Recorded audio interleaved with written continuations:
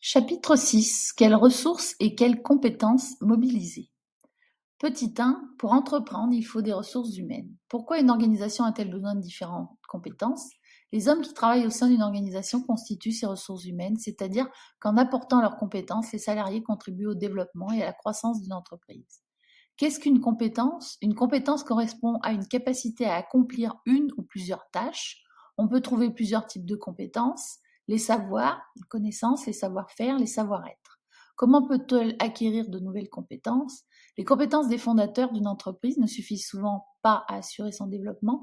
C'est en recrutant de nouveaux salariés qu'une entreprise peut acquérir de nouvelles compétences dont elle ne dispose pas en interne. Il est également possible de renforcer, développer les compétences des salariés par le biais de la formation professionnelle. Pour entreprendre, il faut des ressources financières. Pourquoi une organisation a-t-elle besoin de ressources financières?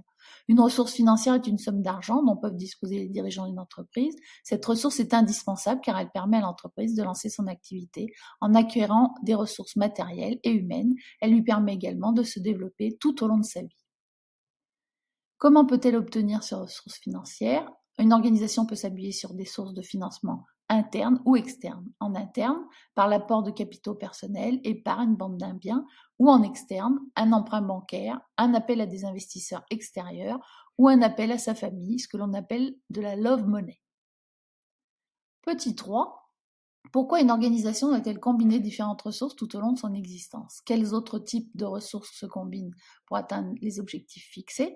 Exemple de ressources matérielles, les machines, les locaux, les matières premières. Exemple de ressources immatérielles, technologiques comme les brevets, les ressources humaines et les ressources organisationnelles, méthodes de management, mécanismes de coordination.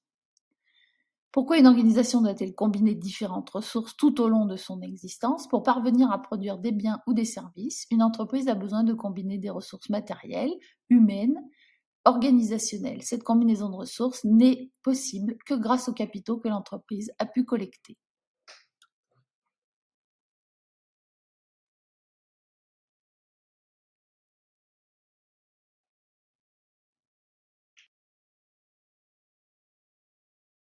Created using Powtoon.